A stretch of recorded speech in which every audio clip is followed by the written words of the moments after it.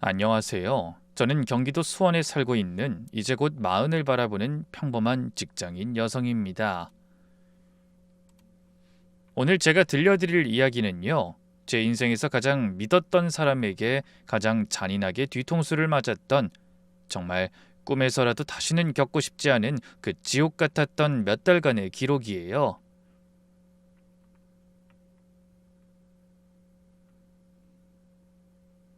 우선 제 남편 이야기를 좀 해야겠네요. 제 남편, 아니 이제는 그 인간이라고 부를게요. 그 인간하고는 결혼한 지 올해로 딱 7년째였어요. 우리는 남들처럼 뜨겁게 불타올라서 결혼한 건 아니었지만 서로 성실하고 착한 모습에 반해 이 사람이라면 평생 믿고 내 등을 맡길 수 있겠다 싶어 부부의 연을 맺었죠. 사실 저희 집이 대단한 부자도 아니고 그 인간네 집도 평범한 편이라 우리는 정말 밑바닥부터 시작했거든요. 제가 직장 생활하면서 모은 돈이랑 그 인간이 꼬박꼬박 저축한 돈 합쳐서 작은 빌라 전세부터 시작했어요. 결혼하고 7년 동안 참 열심히도 살았습니다. 저는 저대로 회사에서 인정받으려고 야근을 밥 먹듯이 했고, 그 인간도 영업직이라 주말에도 거래처 사람들 만나러 다니느라 얼굴 보기 힘들 때가 많았죠. 그래도 우리는 행복했어요. 왜냐고요? 우리에겐 내 집 마련이라는 아주 확실한 목표가 있었거든요. 매달 가계부를 쓰면서 단돈 10원 한 장 아끼려고 마트 마감 세일 시간 맞춰 장을 보고, 커피 한 잔 사 마시는 것도 아까워 텀블러 들고 다니면서 정말 독하게 모았어요. 그 인간도 처음엔 참 살뜰했거든요. 여보, 우리 조금만 참자. 내년엔 꼭 저기 보이는 아파트로 이사 가자. 하면서 제 손을 꼭 잡아주던 그 눈빛을 저는 한순간도 의심해 본 적이 없었답니다. 그런데 말이죠. 이렇게 겉으론 평온해 보이는 우리 부부에게도 딱 한 가지 정말 가슴 아픈 숙제가 하나 있었어요. 바로 아이가 잘 들어서지 않는다는 거였죠. 결혼하고 3년 차까지는 천천히 가져도 되지 하며 서로 다독였는데 5년이 넘어가고 7년째가 되니까 이게 보통 스트레스가 아니더라고요. 몸에 좋다는 건 다 찾아 먹고 주말마다 유명하다는 병원을 전전하며 주사를 맞고 약을 먹는데 그게 마음처럼 쉽게 되나요? 무엇보다 저를 가장 힘들게 했던 건 시어머니의 은근한 눈치였어요. 시어머니는 만날 때마다 애미야, 옆집 청순이는 이번에 둘째 가졌다더라. 아니 요즘 애들은 왜 이렇게 몸들이 약해? 우리 때는 밭 갈다가도 애만 잘 낳았는데 말이야. 하시면서 제 가슴에 대못을 박으셨거든요. 명절 때 친척들 다 모인 자리에서도 우리 집은 언제쯤 애 울음소리가 들릴지 모르겠다며 한숨을 푹푹 내쉬는데, 그럴 때면 저는 죄 지은 사람 마냥 고개를 숙일 수밖에 없었죠. 그럴 때마다 남편은 제 편을 들어주는 척 했어요. 아, 엄마, 우리가 알아서 할 테니까 제발 그만 좀 해. 당신도 신경 쓰지 마. 하면서 제 어깨를 감싸줬죠. 저는 그런 남편이 너무 고맙고 미안해서, 아, 이 사람을 위해서라도 내가 정말 더 열심히 살아야겠다. 내 집 마련이라도 빨리 해서 보답해야겠다. 라는 생각을 했어요. 그래서 제 월급이며 적금이며 하나도 아끼지 않고 쏟아부었던 건데, 그게 다 독이 되어 돌아올 줄은 꿈에도 몰랐던 거죠. 그러던 어느 날 남편이 퇴근하고 들어오는데 얼굴에 웃음이 가득한 거예요. 평소보다 일찍 들어온 것도 이상했는데 손에는 제가 제일 좋아하는 초밥 세트까지 들려있더라고요. 여보, 나 오늘 정말 대박 소식 있어. 남편이 흥분해서 제 손을 덥석 잡더라고요. 무슨 일인가 싶어 물었더니 천안 쪽에 있는 지사로 발령이 났다는 거예요. 근데 그게 그냥 발령이 아니라 지사장님이 특별히 자기 실력을 보고 찍어서 데려가는 거라나 뭐라나. 연봉도 대폭 오르고 거기서 딱 1년만 실적 쌓으면 바로 본사 복귀하면서 부장 승진 1순위가 된다는 거였죠. 사실 저는 처음엔 좀 걱정이 앞섰어요. 수원이랑 천안, 멀다면 멀고 가깝다면 가까운 거리지만 매일 출퇴근하는 건 쉽지 않잖아요. 게다가 병원도 계속 다녀야 했고요. 사실 저는 주말 부부 생활이 걱정되었지만 남편은 청산유수로 저를 설득했습니다. 여보, 이거 우리 인생에 딱 한 번 올까 말까 할 기회야. 이번에 가서 제대로 자리 잡으면 우리 아파트 입주 시기도 앞당길 수 있어. 그러면서 아주 현실적인 제안을 하나 하더군요. 여보, 거기서 지내려면 집이 필요한데 어머니 댁은 너무 낡고 좁아서 내가 들어가 살기가 좀 그래. 그 회사 근처에 괜찮은 신축 오피스텔이 반전세로 나왔는데 보증금이 좀 비싸네. 대신 월세는 회사에서 지원해 준대. 나중에 나올 때 다 돌려받는 돈이니까 우리 아파트 사려고 모은 자금 잠시만 융통하자. 5천만 원만 보내줘. 저는 그 말이 합리적이라고 생각했습니다. 나중에 고스란히 돌려받을 보증금이라니 손해볼 것 없다고 여겼죠. 오히려 남편의 결단이 고맙고 안쓰러울 생각마저 들었습니다.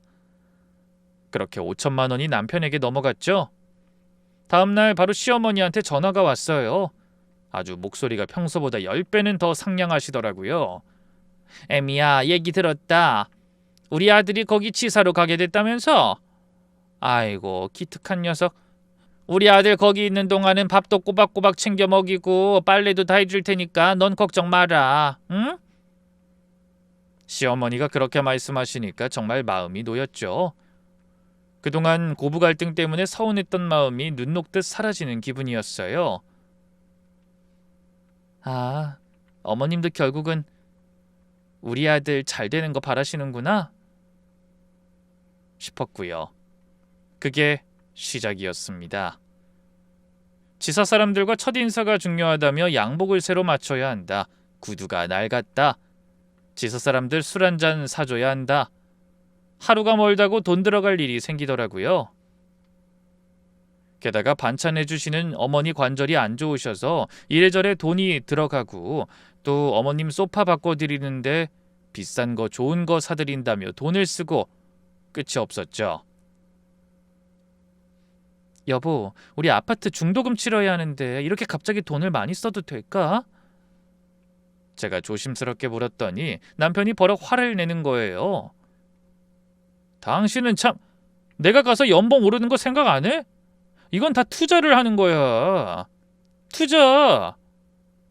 내가 거기서 잘 보여야 승진도 빨리 하고 돈도 더 많이 벌어올 거 아니야. 당신 나 못 믿어? 그렇게 몰아붙이니까 제가 뭐라고 하겠어요. 미안해, 내가 생각이 짧았어 하고 사과하고는 제 비상금이며 적금 깨서 긁어 모아줬죠. 이사 가던 날 남편은 짐을 한가득 싣고 천안으로 떠났습니다. 저는 혼자 남은 수원집에서 텅 빈 침대를 보며 눈물을 찔끔 흘렸지만 그래도 희망을 가졌어요. 1년 뒤면 당당하게 부장이 되어 돌아올 남편과 우리가 그토록 꿈꾸던 새 아파트를 상상하면서요. 남편이 내려가고 첫 한 달은 정말 꿈만 같았어요.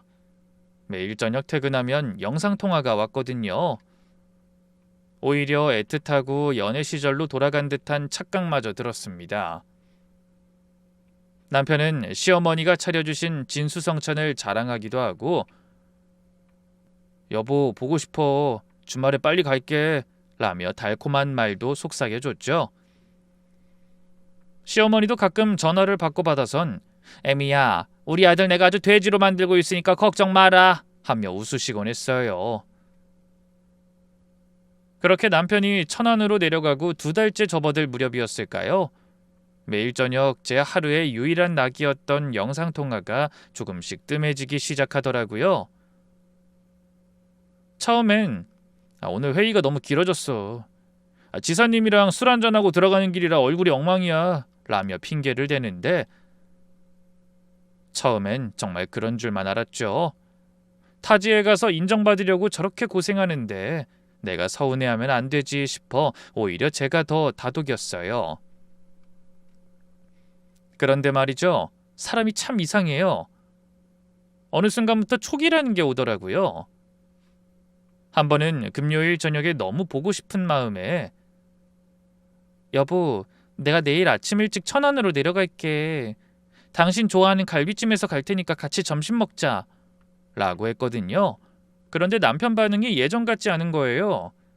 기뻐하기는커녕 당황한 기색이 역력하더라고요. 아니 여보, 여기까지 오긴 뭘 와. 나 내일 주말인데도 지사 동료들이랑 지역 영업망 점검하러 나가기로 했어. 당신 와봤자 나 얼굴도 못 봐. 그냥 집에서 편하게 쉬어. 응? 옆에서 듣고 있던 시어머니는 한술 더 떠서 소리를 질렀어요. 애미야, 아범 요새 정말 눈코 뜰 새 없이 바쁘다. 새벽같이 나갔다 밤늦게 들어오는데 네가 오면 아범이 너 챙기느라 잠도 못 자고 더 피곤해해. 나도 손님 맞으려면 피곤하고. 피차 피곤한데 뭘 만나니? 그냥 집에 있어라. 시어머니까지 저렇게 정색하며 말씀하시니 제가 더 이상 할 말이 없더라고요. 그럼 원래대로 다음 주에 보자고 하고 끊었는데 가슴 한구석이 뻥 뚫린 것처럼 허전했어요. 주말 부부라는 게 이런 건가 싶어 허하기도 하고요. 혼자 수원집 거실에 앉아 있는데 정막이 감도는 집이 어쩐지 괴로웠어요. 물론 그 사이에도 남편은 계속 이래저래 돈을 요구했습니다. 지사 사람들이 다들 차가 좋더라. 내 차는 너무 낡아서 무시당해. 라며 차를 바꾸고 지사장님 아버님 부조금을 크게 해야 한대. 시댁 보일러가 고장났다. 라며 계속해서 목돈을 가져갔어요. 그렇게 야금야금 빠져나간 돈이 총 8천만 원이었습니다. 여보, 우리 정말 이러다 아파트 잔금 못 치르면 어떡해? 이제 좀 아껴야 할 것 같아. 제가 걱정스럽게 말하면 남편은 오히려 큰 소리를 쳤어요. 당신은 참, 내가 다 생각이 있어서 투자하는 거라니까. 나 이번에 실적 1등해서 본사 올라가면 부장이야, 부장. 그때 되면 이 돈 몇 배로 벌어와. 왜 이렇게 속이 좁아? 그렇게 절 예민한 사람으로 몰아세우는데 나중에는 저도 정말 제가 잘못하고 있는 건가 싶더라고요. 그래, 남편 승진이 우선이지 하면서 제 화장품 하나 사는 것도 벌벌 떨며 그 인간 뒷바라지만 했어요. 그런데요, 의심의 씨앗은 아주 사소한 곳에서 싹트기 시작했습니다. 하루는 남편이 주말에 수원집에 올라왔을 때였어요. 피곤하다며 금방 골아떨어진 남편의 코트 주머니를 정리하다가 영수증 하나를 발견했거든요. 천안에 있는 아주 고급스러운 유아용품 전문점 영수증이었어요. 날짜는 남편이 야근한다며 전화를 안 받았던 평일 오후였고 금액이 무려 150만 원이 넘더라고요. 베넷 저고리, 유모차, 카시트, 목록을 보는데 손이 바들바들 떨렸어요. 다음 날 남편이 깼을 때 그 영수증을 들이밀었죠. 이게 뭐냐고. 우리 애도 없는데 이런 걸 왜 샀냐고요. 그랬더니 그 인간이 눈 하나 깜짝 안 하고 이러는 거예요. 아, 그거? 지사장님이 이번에 늦둥이 보셨거든. 지사 동료들끼리 돈 모아서 선물하기로 했는데 내가 막내급이라 총대 메고 가서 산 거야. 돈은 나중에 다 정산받기로 했어. 아이, 당신은 무슨 이런 걸 다 따지고 그래. 기분 나쁘게. 말은 그럴듯했지만 그 눈빛, 찰나에 스쳐 지나간 그 당황스러운 눈빛을 저는 놓치지 않았어요. 하지만 그때도 저는 바보같이 남편을 믿으려고 노력했습니다. 그래, 영업하는 사람이니까 그럴 수 있지. 내가 너무 예민한 거야. 하고 스스로를 세뇌했죠. 결정적인 사건은 결혼 7주년 기념일에 터졌습니다. 남편이 내려가기 전부터 결혼기념일엔 꼭 올라와서 근사한 저녁 사줄게 라고 약속했던 날이었죠. 전 그날을 위해 예쁜 원피스도 사고 남편이 좋아하던 향수도 선물로 준비했어요. 그런데 당일 오후 남편에게서 짧은 문자 한 통이 오더라고요. 여보, 미안. 지사에 갑자기 긴급 감사가 내려왔어. 오늘 밤샘 작업해야 할 것 같고 일 끝나면 어머니 댁에 가 있을 거야. 내가 주말에 올라가서 2배로 보답해줄게. 사랑해. 눈물이 핑 돌았어요. 7주년인데 밤늦게 전화를 해봐도 전원은 꺼져 있고 시어머니께 전화했더니 아범 지금 회사 사람들과 비상회의 중이라 연락 안 될 거다. 끝나고 이 집으로 오기로 했으니까 내가 알아서 챙길 거고 넌 잠이나 자렴 하며 뚝 끊으시더군요. 그날 밤 저는 한숨도 자지 못했습니다. 창밖을 보며 멍하니 앉아 있는데 문득 그런 생각이 들더라고요. 정말 회의 중일까? 정말 감사가 내려온 걸까? 한번 들기 시작한 의심은 꼬리에 꼬리를 물고 커져만 갔어요. 결국 새벽 4시 저는 결심했습니다. 내 눈으로 직접 확인하지 않으면 미쳐버릴 것 같았거든요. 연차를 낸다는 문자 한 통을 회사 동료에게 남기고 저는 새벽 첫차를 타고 천안으로 향했습니다. 기차 안에서 수만 가지 생각이 들더라고요. 만약 정말 회사에서 밤새 일하고 있으면 어떡하지? 남편이 나를 얼마나 한심하게 볼까? 시어머니는 또 얼마나 역정을 내실까? 하지만 발걸음은 멈춰지지 않았어요. 천안역에 도착해서 곧장 어머님 댁으로 향했습니다. 왜 그랬을까요? 택시 안에서 제 심장은 터질 듯이 뛰었습니다. 아파트 입구에 내려 익숙한 동호수를 찾아 올라갔죠. 현관문 앞에 서서 심호흡을 크게 하고 비밀번호를 눌렀습니다. 현관문이 벌컥 열리고 안으로 들어서는데 구수한 찌개 냄새와 노릇하게 구워진 생선 냄새가 참 좋더라고요. 제가 맞벌이하랴 살림하랴 치이며 정작 우리 집 식탁에서는 단 한 번도 차려보지 못했던 따뜻하고 평온한 아침 풍경이었죠. 어머님이 야근한 남편 아침을 챙겨주시나 보다 하고 생각했는데 그게 아니었습니다. 거실로 들어선 순간 전 그대로 얼어붙었어요. 햇살이 환하게 내리쬐는 식탁 앞에는 시어머니와 제 남편 그리고 처음 보는 낯선 여자가 마치 아주 오래된 가족처럼 단란하게 둘러앉아 있었습니다.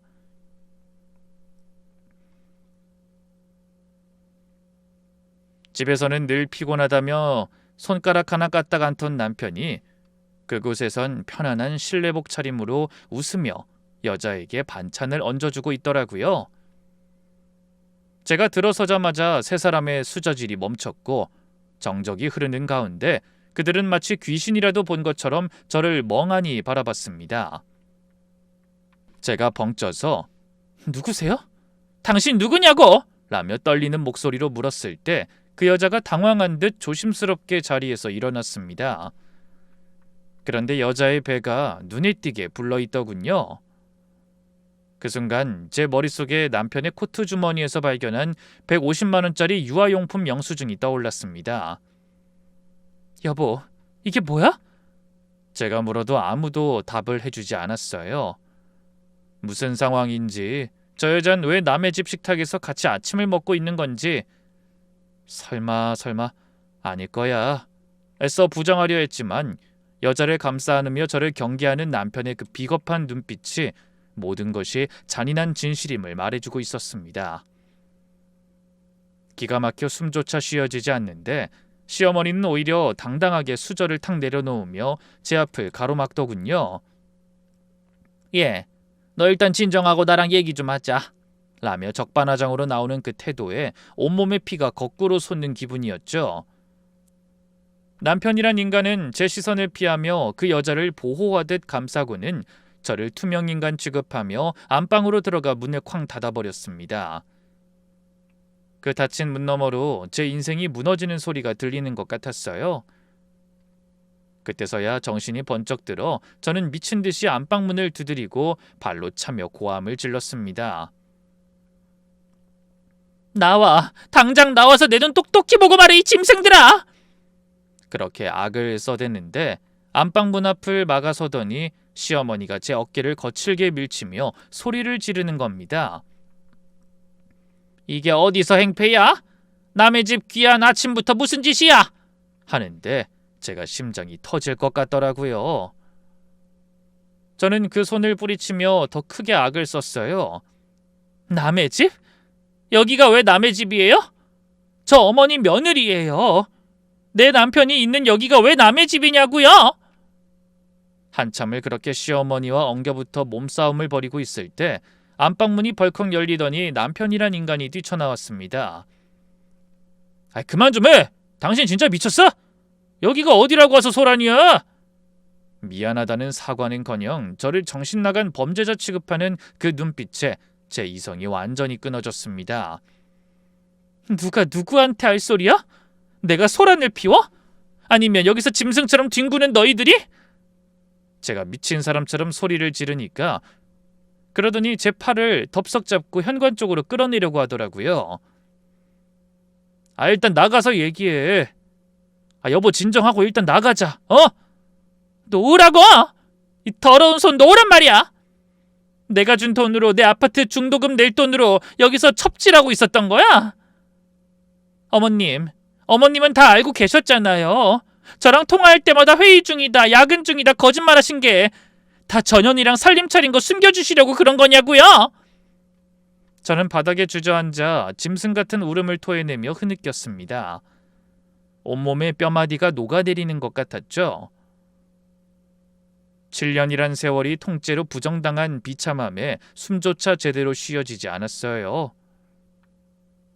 그렇게 제가 오열하고 있는 그 순간 안방문이 스르르 열리더군요.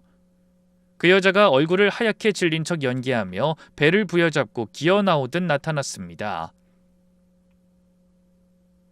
오빠, 나 배 아파. 애기가 놀랐나 봐. 그 소리에 시어머니는 기다렸다는 듯 비명을 지르며 자지러졌습니다. 어머, 아가 괜찮니? 아이고 어떡해. 저 독한 년, 저 화상 때문에 우리 귀한 손주 떨어지면 어떡해. 이 아범아, 빨리 와서 좀 봐라. 저 년이 사람을 잡네 잡아. 저를 사람 취급도 안 하던 그 손길로 그 여자를 정성스레 살피며 허둥거리는 꼴이란. 그때 남편이란 놈이 혼비백산해서 그 여자에게 달려가려고 저를 확 밀쳐버리는데 제가 그만 뒤로 꽝 하고 넘어져서 거실장에 머리를 부딪혔어요. 눈앞이 번쩍하고 별이 도는데 그 인간은 절 쳐다보지도 않고 그 여자를 살피느라 정신이 없었습니다. 괜찮아? 자기야 놀랐지? 미안해 내가 금방 해결할게. 어머님은 한술 더 뜨시더군요. 바닥에 주저앉아 머리를 감싸주고 있는 저를 향해 삿대질을 해대면서요. 아이고 저 화상, 저 독종, 임신한 사람 있는 집에 와서 어디서 소리를 지르고 난리야. 그래, 이왕 이렇게 된 거 다 말아마. 너 7년 동안 우리 집안 씨 하나 못 받은 거 그게 어디 네 잘못만 아니겠냐마는. 우리 아들은 대를 이어야 할 거 아니야. 저기 앉아있는 애는 우리 집안의 귀한 손주를 가졌다. 무려 아들이란 말이다. 어머님, 어떻게 저한테 그러세요? 제가 어머님 관절 수술해드리고 보일러 고쳐드리고 그 돈 다 제 피 같은 월급이었어요. 그 돈, 그게 왜 네 돈이야? 우리 아들이 벌어다 준 돈 네가 관리한 것뿐이지. 그리고 네가 준 돈 우리 손주 태어날 집 보증금에 좀 보탰다. 왜? 불만 있냐? 네가 못하는 거 저 애가 해주는데 그 정도는 당연한 거 아니야? 가슴이 찢어지는 게 아니라 정말 가루가 되어 흩어지는 기분이었어요. 제가 난임으로 병원 다니며 눈물 흘릴 때 남편은 제 옆에서 위로하는 척하면서 뒤로는 이 여자랑 애를 만들고 있었던 거예요. 그것도 제 돈을 야금야금 빼돌려서요. 정신을 차리고 제가 그 인간을 쳐다봤어요. 너 지사 발령 났다는 거, 승진한다는 거 다 거짓말이지. 너 회사 안 다니지? 그 인간이 고개를 푹 숙이더니 기어들어가는 목소리로 말하더라고요. 사실 6개월 전에 권고사직 당했어. 근데 당신한테 말하면 난리칠 게 뻔하고 마침 지가 임신했다는데 어떡해. 나도 살 길을 찾아야 할 거 아니야. 그래서 엄마랑 짜고 잠깐 여기 내려와 있었던 거야. 잠깐. 주말 부부 하자면서 내 적금 다 털어갔잖아. 8천만 원. 내 8천만 원 어디 갔어? 그 돈 나 치킨집 창업하기로 해서. 뭐라고? 뭘 한다고? 벌써 치킨집 프랜차이즈 가맹비랑 인테리어 계약금 다 들어갔어. 세상에, 이런 짐승이 또 있을까요? 아내는 수원에서 컵라면으로 끼니 때우며 한 푼이라도 아끼려고 발버둥 치는데 남편이라는 놈은 회사 잘린 거 숨기고 아내 돈 훔쳐다가 상간녀 빚 갚아주고 둘이 살집 구하고 사업까지 준비하고 있었던 겁니다. 시어머니라는 작자는 그걸 옆에서 돕고 있었고요. 제가 말문이 막혀 하니까 그 여자가 비웃듯이 절 보며 말하더라고요. 언니 너무 속상해하지 마세요. 어차피 애도 안 생기는데 오빠가 책임감 있게 새 출발하려는 거잖아요. 그 돈은 위자료 줬다고 생각하세요. 어차피 그쪽이랑은 갈라설 거고 오빠랑 제가 가족이 될 거예요. 그 말을 듣는 순간 제 안에서 무언가 툭하고 끊어지는 소리가 났습니다. 눈물이 쏙 들어가고 온몸에 소름 끼칠 정도의 냉기가 돌기 시작했어요. 저는 천천히 일어났습니다. 거실장에 부딪힌 머리에서 혹이 올라오고 있었지만 아프지도 않았어요. 저는 핸드폰을 꺼내 이 지옥 같은 광경을 사진으로 찍기 시작했어요. 상 위에 차려진 음식, 배부른 상간녀, 당황해서 어쩔 줄 모르는 남편, 독서를 퍼붓는 시어머니. 야, 뭐 하는 거야? 당장 지워! 남편이 제 핸드폰을 뺏으려 달려들었지만 제 핸드폰은 이미 자동으로 클라우드에 전송을 마친 상태였죠. 저는 그 인간을 힘껏 노려보며 말했습니다.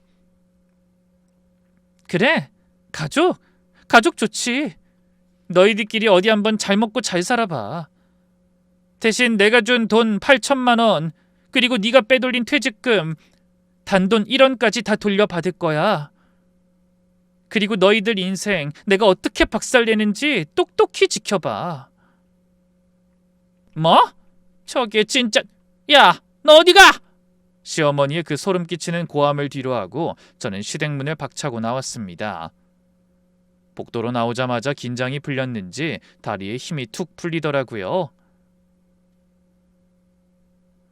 벽을 짚고 겨우 주저앉았지만 신기하게 눈물은 한 방울도 나지 않았습니다.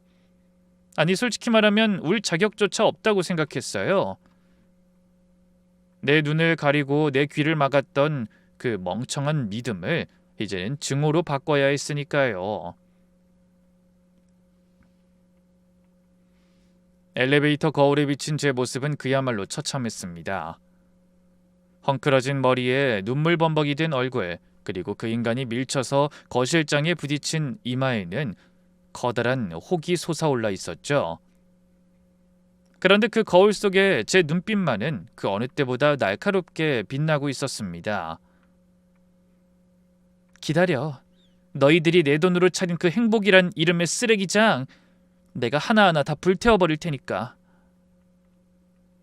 속으로 수천 번을 되뇌었습니다. 집으로 돌아온 뒤 저는 제 인생에서 한 번도 해본 적 없는 선택을 했습니다.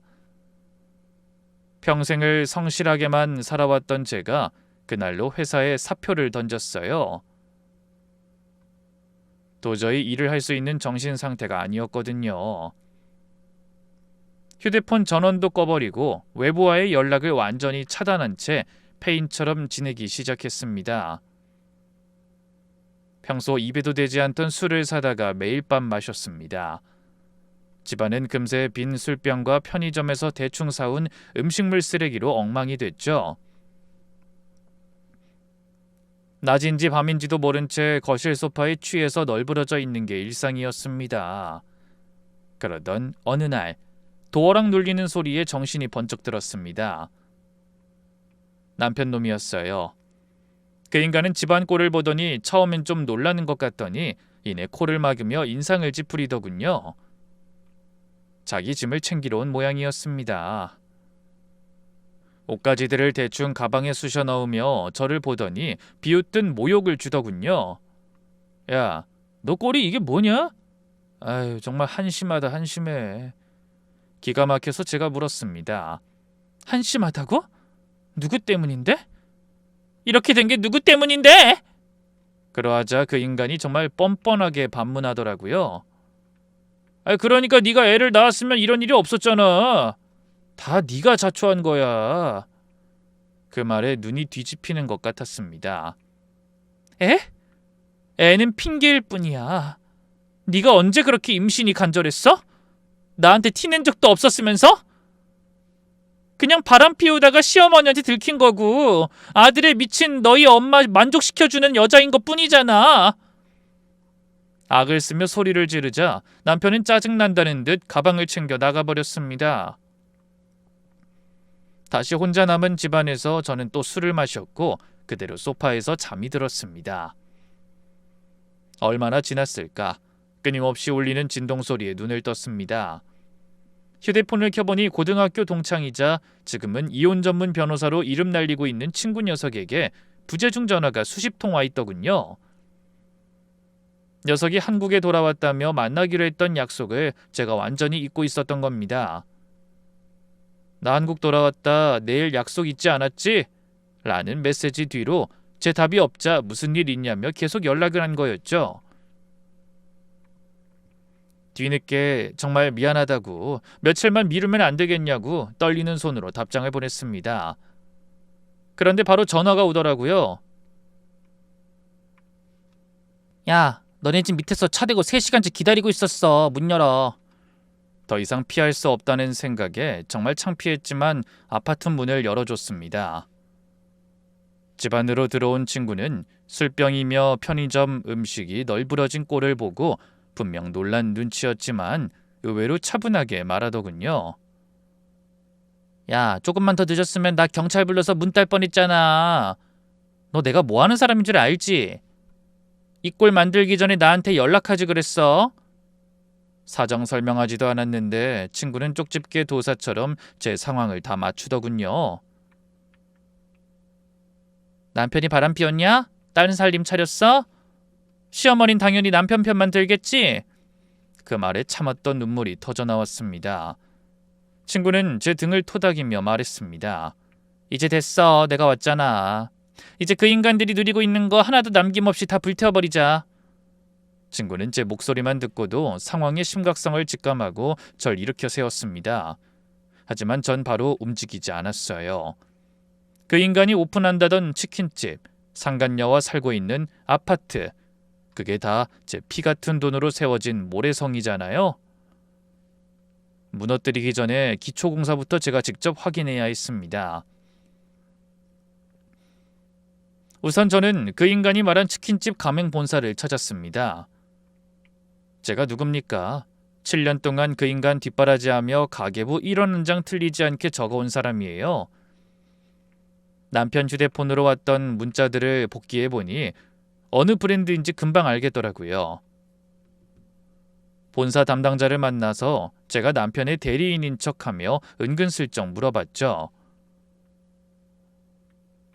저희 남편이 지금 천안에 매장 준비 중인데 계약금 된 거 확인 좀 하려고요. 실은 제가 돈 관리를 다 해서요. 담당자는 아무 의심 없이 확인해 주더군요. 세상에, 가계약금만 건 줄 알았더니 이미 본 계약까지 마쳤고 제 돈 8천만 원 중 절반이 가맹비와 인테리어 비용으로 들어가 있더군요. 저는 변호사 친구가 알려준 대로 조치를 취했습니다. 그 돈의 출처가 제 자산임을 증명하고 부당이득 반환 청구 소송과 함께 가맹점 계약금 및 남편 명의 계좌에 가압류를 걸어버렸습니다. 그 인간 명의로 된 계좌란 계좌는 싹 다 묶어버렸죠. 돈 한 푼에 벌벌 떨며 평생을 모아온 제 피 같은 돈이 그 인간들 주머니에서 단 한 푼도 나가지 못하게 철저하게 빗장을 걸어 잠근 거예요. 일주일쯤 지나니까 그 인간에게서 미친 듯이 전화가 오기 시작하더라고요. 마침 저는 변호사 친구와 함께 커피를 마시는 중이었어요. 휴대폰 화면에 뜬 그 인간의 이름을 보는 것만으로도 속이 뒤집혔지만 친구가 눈짓으로 받아봐, 이제 시작이야 하길래 마음을 가라앉히고 전화를 받았죠. 야, 너 미쳤어? 왜 내 계좌를 다 묶어놔? 나 지금 인테리어 잔금 치러야 한다고! 너 때문에 나 지금 사기꾼 소리 듣게 생겼어! 수화기 너머로 들리는 그 비명 섞인 고함에 전 오히려 더 차분해졌습니다. 사기꾼? 네 입에서 나올 소리는 아닌 것 같은데? 그 돈 내 돈이잖아. 내가 번 돈 내가 찾겠다는데 왜 그렇게 곱게 굴어? 너도 그랬잖아. 내가 번 돈 내가 주겠다는데 왜 꼽냐며. 네가 한 말 그대로 돌려주는 건데 뭐가 그렇게 억울해? 이 독한 년, 너 정말 이럴 거야? 어머님이 뒷목 잡고 쓰러지셨어. 지금 응급실 가야 할 판이라고. 너 사람 죽는 꼴 보고 싶어서 그래? 어머님? 아, 그 튼튼이 할머니? 걱정 마. 곧 더 놀랄 일 많으실 테니까. 겨우 계좌 묶인 걸로 쓰러지시면 안 되지. 앞으로 펼쳐질 일들이 얼마나 많은데 벌써부터 기운 빼시면 어떡해? 끊어. 전화를 툭 끊고 나니 가슴속이 뻥 뚫리는 것처럼 시원하더라고요. 옆에서 지켜보던 친구가 제 손을 꼭 잡아주며 잘했어. 그 인간들 이제 자기들이 저지른 일이 어떤 부메랑으로 돌아오는지 뼈저리게 느끼게 될 거야. 라며 저를 다독여줬습니다. 한참을 친구와 그 인간의 뻔뻔한 대응에 대해 어처구니 없다는 듯 수다를 떨며 속을 달래고 있었어요. 어머니 쓰러지셨다는 말 저거 100% 거짓말일걸? 너한테 돈 뜯어내려고 쇼하는 거야. 라며 친구와 낄낄거리기도 했죠. 그런데 갑자기 친구가 무언가 생각난 듯 제 핸드폰을 턱끝으로 가리키더라고요. 야, 근데 혹시 그 여자 SNS는 찾아봤어? 아니, 내가 그 여자 일상을 왜 봐. 생각만 해도 구역질 나는데. 그러자 친구가 눈을 반짝이며 제 쪽으로 몸을 바짝 밀착시켰습니다. 야, 잘 들어. 이런 인간들 특징이 뭔지 알아? 지들이 세상에서 제일 행복한 줄 알고 여기저기 자랑 못해서 안달난다는 거야. 남의 것 뺏어온 여자들일수록 더 그래. 자기가 이겼다는 걸 세상에 증명하고 싶어 하거든. 걔 보니까 분명히 SNS 중독자일 것 같거든. 당장 이름이나 번호로 검색해봐. 분명히 뭐 하나 걸린다? 친구의 말에 저는 번쩍 정신이 들었습니다. 그래, 적을 알아야 백전백승이지. 저는 떨리는 손으로 그 여자의 번호를 입력하고 SNS를 검색하기 시작했죠. 아니나 다를까 세상에 계정을 찾자마자 제 입에선 헛웃음이 터져나왔습니다. 비공개도 아니었어요. 아주 자랑스럽게 전체 공개로 온갖 사진을 다 올려놨더라고요. 그 여자는 자기 삶의 모든 순간을 아주 화려하게 전시하고 있더군요. 프로필부터 가관이었어요. 튼튼이 엄마, 행복한 예비 신부라고 적혀있는 걸 보는데 속이 뒤집어지는 것 같았습니다. 게시물을 하나씩 넘겨보는데 정말 가관이더군요. 시어머니가 차려준 진수성찬 사진을 올리곤 우리 어머님이 해주신 정성 가득 아침밥상, 튼튼이도 맛있는지 폭풍 태동 중 이라며 하트 이모티콘을 남발해 놨더라고요. 제가 명절 때마다 허리가 끊어지게 전부치고 고기 재워 보냈을 때 시어머니는 고맙다는 말 한마디 없으셨는데 그 여자는 앉아서 받아먹기만 하면서 효부 대접을 받고 있었습니다. 저한테는 한 번도 보여준 적 없는 그 인자한 시어머니의 얼굴이 사진 속에서 인공치아를 다 드러내며 웃고 있더군요. 그뿐만이 아니었습니다. 웨딩 촬영 사진도 수십 장이 올라와 있었어요. 순백의 드레스를 입고 수줍게 웃는 그 여자의 곁에서 제 남편이었던 그 인간은 세상에서 가장 행복한 예비 아빠 표정을 짓고 있더군요. 우리 세 사람 평생 서로만 바라보며 행복하자 라는 멘트를 보는데 그 드레스 대여비며 스튜디오 촬영비가 다 제 주머니에서 나간 돈이라는 생각에 손이 부들부들 떨렸습니다. 제가 아끼고 아껴서 모은 전세 만기 자금이 저 여자의 드레스 자락에 저 인간의 가짜 웃음에 처발라져 있었던 거예요. 최근 게시물에는 남편이 준비한다던 치킨집 인테리어 사진도 있더라고요.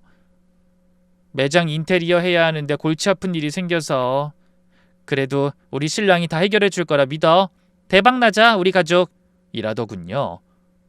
제가 계좌를 묶어버려서 공사가 중단되니 그게 골치 아픈 일이었던 모양입니다.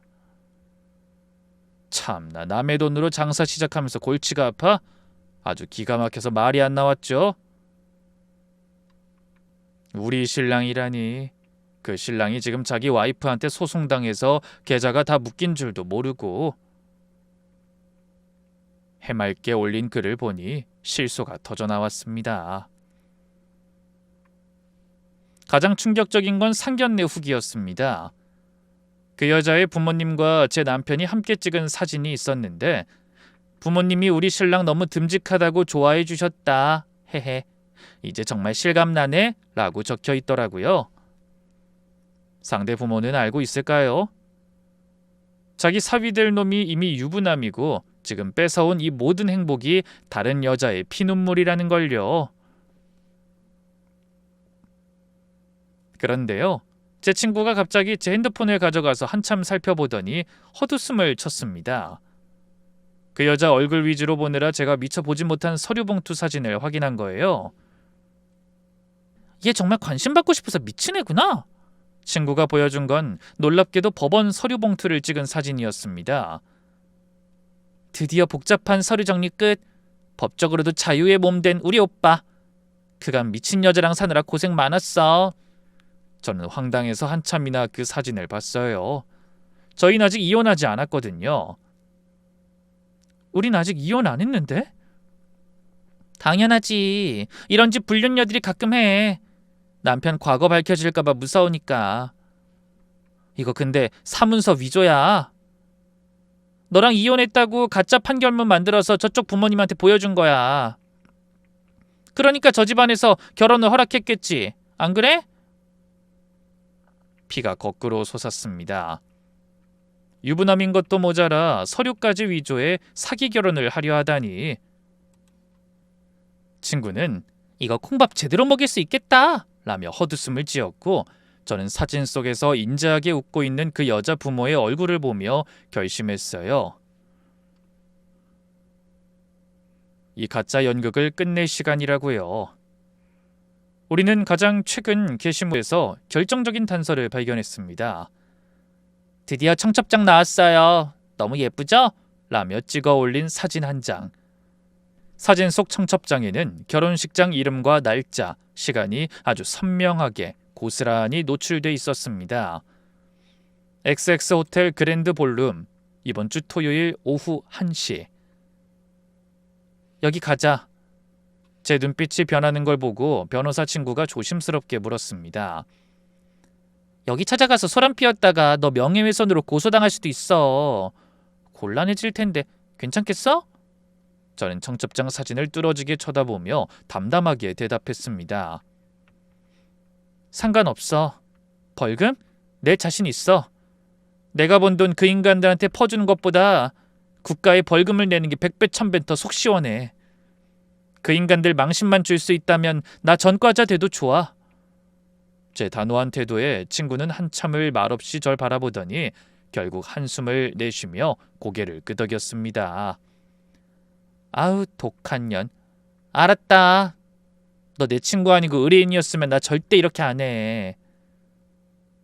근데 넌 내 친구니까 내가 최대한 법망 피해가면서 벌금 적게 낼 수 있게 도와줄게. 너 대신 내가 싸워주진 못해도 네가 싸울 때 뒤에서 받쳐는 줘야지. 그때부터 우리 두 사람의 호흡은 척척 맞았습니다. 친구는 법적인 리스크를 최소화할 수 있는 조언을 해줬고 저는 현장 작전을 짰습니다.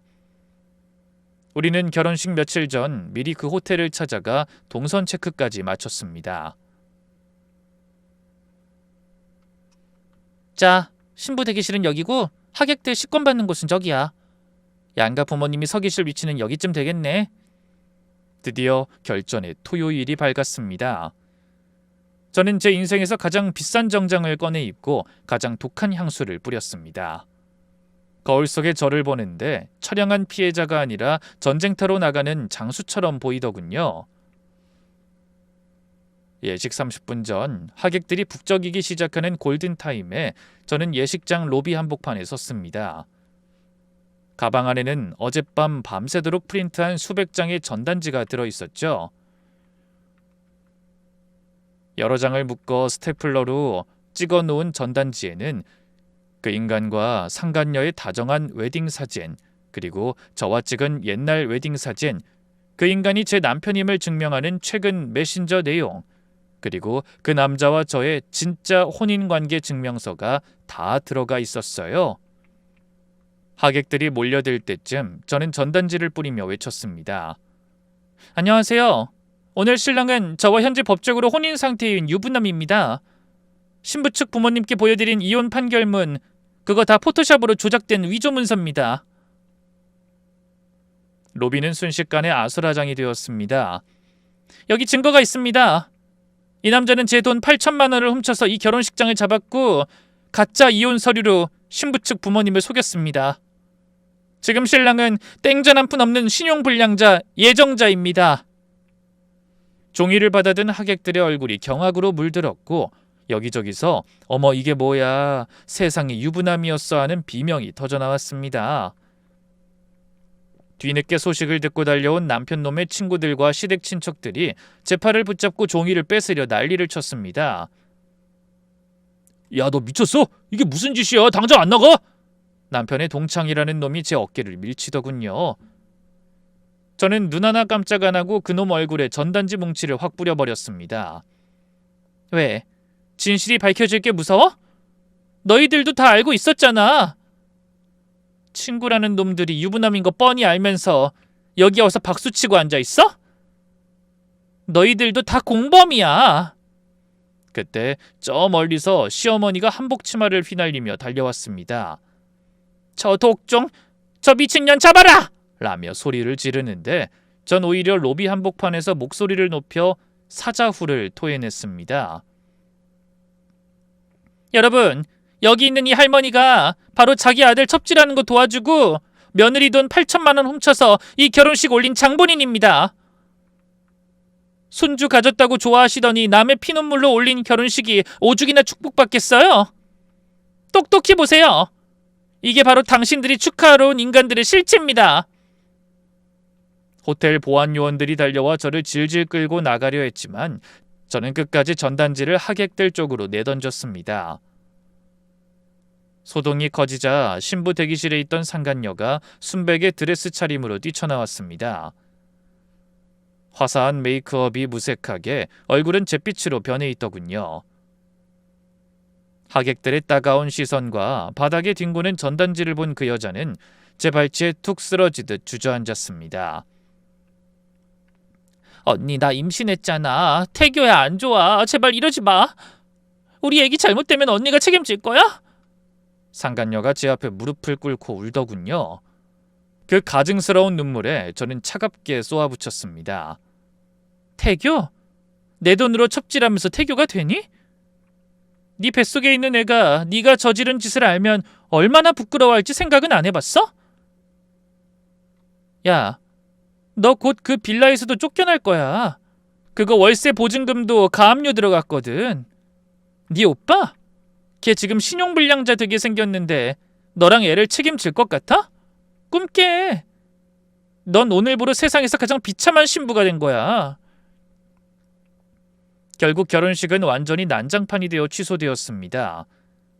신부 측 부모님은 제 전단지를 읽고는 그 자리에서 남편놈의 뺨을 갈겼고 하객들은 식사도 하지 않은 채 썰물처럼 빠져나갔습니다. 호텔 측에서 영업방해라며 난리를 쳤지만 친구인 변호사가 미리 손을 써둔 덕분에 저는 당당하게 경찰차 대신 친구의 차를 타고 예식장을 떠났습니다. 나중에 들려온 후기는 그야말로 점입가경이었습니다. 예식장 대관료며 뷔페 위약금까지 수천만 원의 빚이 고스란히 남편놈과 시댁의 몫으로 남았다고 하더군요. 신부 측 집안에서는 사기 결혼이라며 당장 짐 싸서 나가라고 난리를 쳤고 상간녀는 파혼당한 채 갈 곳 없는 신세가 되었답니다. 하지만 저의 진짜 복수는 그때부터였어요. 결혼식도 망친 데다가 돈줄이 막히고 사회적으로 매장당하기 시작하자 그 금술 좋던 짐승들이 서로 물고 뜯기 시작한 겁니다. 남편은 돈을 못 가져온다며 시어머니를 원망했고 시어머니는 저런 년을 데려와서 집안 망쳤다며 임신한 상간녀의 머리채를 잡았대요. 상간녀는 상간녀대로 오빠가 능력 있는 줄 알았는데 알고 보니 알거지 사기꾼이었냐며 싸워댔다고 해요. 지옥이 따로 있겠습니까? 서로가 서로를 증오하며 단 한 푼의 돈 때문에 피 터지게 싸우는 그곳이 바로 그들에겐 살아있는 지옥이겠죠. 그로부터 한 달 뒤였을까요? 모처럼 조용하게 저녁을 먹고 있는데 현관문 인터폰이 미친 듯이 울려대더군요. 이 시간에 올 사람이 없는데? 싶어 화면을 확인했더니 세상에, 거기에 웬 노숙자 하나가 서 있는 줄 알았어요. 자세히 보니 제 인생을 지옥으로 몰아넣었던 그 인간, 제 남편 놈이었습니다. 한때는 영업직이라며 비싼 수트만 고집하고 구두 광내는 게 일과였던 사람이 이제는 얼굴이 반쪽이 되다 못해 해골처럼 휑하더라고요. 입고 있는 잠바는 어디 공사판에서 굴러먹다 왔는지 시커먼 기름때가 덕지덕지 묻어 있었고, 머리는 며칠을 안 감았는지 떡이 져서 엉망진창이었죠. 그 인간은 인터폰 카메라를 향해 무릎을 꿇더니 손을 싹싹 비비며 빌기 시작했습니다. 여보, 제발 한 번만 살려줘. 나 진짜 죽을 것 같아. 제발 가압류 좀 풀어줘. 어? 나 지금 치킨집 위약금에 사기죄 고소까지 당해서 이대로 두면 진짜 감옥 가게 생겼어. 갈라진 목소리로 비명을 지르듯 외치는 그 꼴이 얼마나 가관이던지 저는 인터폰 수화기를 들고 아주 느긋하게 대답했습니다. 감옥? 잘 됐네. 거기 가면 나라에서 밥도 공짜로 준다며? 맨날 돈 없다며 징징거리지 말고 가서 무료 급식 실컷 먹어. 그리고 합의하고 싶으면 빈손으로 오지 말고 돈부터 가져와. 내가 날린 원금 8천만 원에 네가 내 가슴에 대못 박은 정신적 피해 보상 위자료까지 합쳐서 깔끔하게 1억 5천 가져오면 그때 생각은 해볼게. 제 말이 끝나기도 전에 남편 놈이 눈을 부릅뜨며 소리를 지르더라고요. 뭐? 1억 5천? 여보, 미쳤어? 내가 지금 당장 1,000원 한 장 없어서 막노동판 전전하는 거 안 보여? 내가 그런 돈이 어딨냐고. 이제 와서 내가 당신 여보야? 입 조심해. 듣는 여보 기분 더러우니까. 웃기지 마. 네가 돈이 없으면 몸으로라도 때워야지. 평생 노가다를 해서 한 달에 100만 원씩이라도 갚던가. 아님 네 엄마가 그렇게 애지중지하는 그 금쪽 같은 아파트라도 팔아서 갚던가. 감옥 갈지 아파트 팔지 네가 선택해. 나 바빠. 얼른 가. 전 그대로 인터폰 화면을 꺼버렸습니다. 검은 화면 속에서 그 인간이 문을 두드리고 소리를 지르는 게 희미하게 들렸지만 하나도 무섭지 않았어요. 오히려 10년 묵은 체증이 싹 내려가는 것처럼 속이 다 시원하더라고요. 결국 그 집안은 어떻게 됐냐고요? 자식이라면 껌뻑 죽는 시어머니가 아들 감옥 가는 꼴은 차마 못 보겠는지 자기 살던 천안 아파트를 금매로 내놨답니다. 제 피 같은 돈 8천만 원에 위자료까지 합쳐서 1억 가까운 돈을 토해내고 나니 그 집안엔 남는 게 하나도 없더라고요. 남편 놈은 치킨집 계약 파기로 생긴 어마어마한 빚더미를 안고 결국 막노동판을 전전하게 됐고요. 그 귀한 아들 손주를 가졌다며 온 집안을 휘저으며 기세등등하던 그 상간녀요. 참 세상 이치라는 게 무섭기도 하고 빠르기도 하더군요. 돈 한 푼 없는 남편놈, 아니 그 빈 껍데기일 뿐인 인간을 지가 왜 기다려주겠어요? 돈 보고 붙었던 불나방 같은 년이었는데 말이죠. 나중에 건너 들은 이야기로는 애 낳자마자 병원비며 조리원비며 돈 들어갈 일만 태산인데 남편놈은 막노동판 전전하며 하루 벌어 하루 먹고 사느라 돈 한 푼 못 가져오니까 이 여자가 본색을 드러냈대요. 애를 낳은 지 한 달도 안 됐을 거예요. 시어머니가 잠깐 화장실 간 사이에 자고 있는 애 머리맡에 쪽지 하나 덜렁 남겨두고는 산후조리도 안 끝난 몸으로 짐 싸서 다른 남자 찾아 도망갔다는 소문이 동네에 쫙 퍼졌더라고요. 시어머니는 그 늙은 나이에 관절염 때문에 자기 몸 하나 건사하기도 힘든 분이 도망간 첩의 자식을 등에 업고 매일 밤 곡소리를 내며 산대요. 애는 잠시도 가만 안 있고 울어대지. 아들은 밤늦게 흙먼지 뒤집어 쓰고 들어와선 술만 마시며 신세 한탄하지. 그 지옥 같은 집구석에서 시어머니가 내가 무슨 죄를 지어서 이 나이에 남의 애를 키우냐? 라며 대성통곡을 한다는데 그게 바로 제가 원하던 완벽한 지옥 아니겠어요? 남의 눈에 피눈물 나게 하고 얻은 자식인데 그 대가가 어디 그뿐이겠습니까? 남편 놈도 참 가관이죠.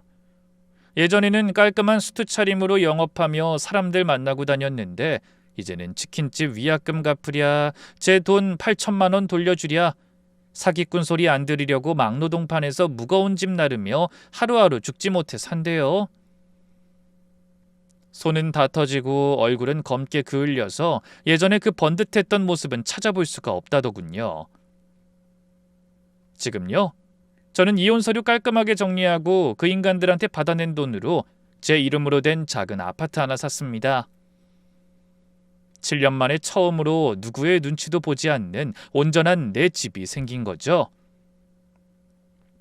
처음 이삿 날 텅 빈 거실 한복판에 앉아 있는데 어찌나 눈물이 나던지. 그건 슬퍼서 나는 눈물이 아니라 드디어 살았다는 안도의 눈물이었어요. 이제는 친정엄마 모시고 주말마다 맛있는 거 먹으러 다니는데 세상에 이렇게 편할 수가 없어요. 전에는 시어머니 밥상 차려드리느라 명절마다 전 부치느라 제 인생 다 허비했는데 이제는 엄마랑 둘이 손잡고 꽃구경도 가고 카페에 앉아 수다도 떨어요.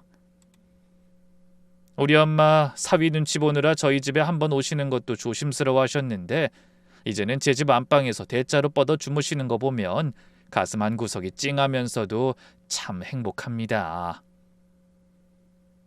가끔은 저를 도와준 그 변호사 친구 녀석도 저희 모녀 여행에 쓱 동행하곤 해요. 이 녀석이 고기 하나는 기가 막히게 굽거든요. 며칠 전에도 셋이서 펜션 놀러 가서 고기를 구워 먹는데 제가 고마운 마음에 슬쩍 물어봤죠.